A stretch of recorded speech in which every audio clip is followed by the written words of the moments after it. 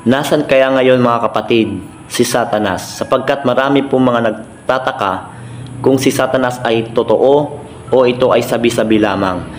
Kung ating babasahin mga kapatid sa Apocalypse chapter 12 verse 9, ganito po ang sinasabi.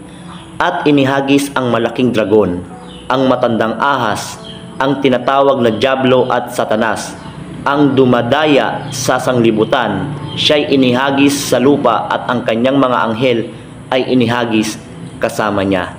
Maliwanag mga kapatid sa talatang ito na si Satanas ay narito sa lupa, inihagis upang tayo ay dayain sa ating mga kaisipan upang hindi po tayo maniwala sa ating Panginoong Hesukristo na siya ang Diyos at tagapagligtas. Sapagkat marami po ngayon ang nagtuturo na si Kristo ay hindi Diyos, tao lamang. Isa po yan sa dinadaya ni Satanas. Pangalawa, maraming mga tradisyon o pamahiin ang mga kumakalat ngayon na mas mahalaga ang tradisyon kaysa sa Biblia.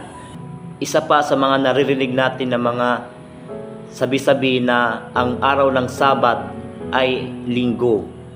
Naniniwala sila na ang ikapitong araw, yan ay linggo. Kung ating pag-aaralan mga kapatid, kahit ang dictionary, kahit ang kalendaryo na nagsasabi ang ikapitong araw, yan ay araw ng Sabado. Kaya mga kapatid, ating tandaan na huwag po tayong maniwala sa mga sabi-sabi, kundi tayo ay mag-aral ng salita ng Panginoon upang hindi po tayo madaya ni Satanas. Salamat po at muli, pagpalain po tayo ng mensaheng ito.